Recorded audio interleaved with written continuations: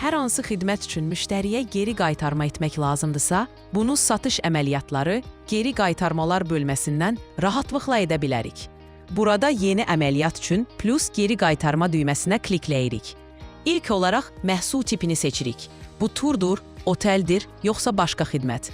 Daha sonra personalı, yəni satışı həyata keçirmiş əməkdaşı seçirik. Sonra müştərinin adını qeyd edirik. Sistem avtomatik olaraq həmin müştəriyə aid olan invoice-u tapır və göstərir. Sadəcə uyğun invoice-u seçirsiniz. Sonra təchizatçıdan geri qaytarma məbləğini daxil edirsiniz. Yəni təchizatçı sizə nə qədər pulu qaytarıb.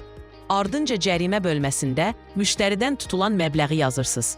Sistem avtomatik olaraq müştəriyə geri qaytarılmalı olan məbləği hesablayır. Əgər lazımdırsa, tarixi dəyişə bilərsiniz. Bütün məlumatlar daxil olduqdan sonra təsdiqlə düyməsinə klikləyirik və bu qədər. Geri qaytarma əməliyyatı uğurla sistemdə əks olunur və həm müştəri balansında, həm də hesabatlarda görünür.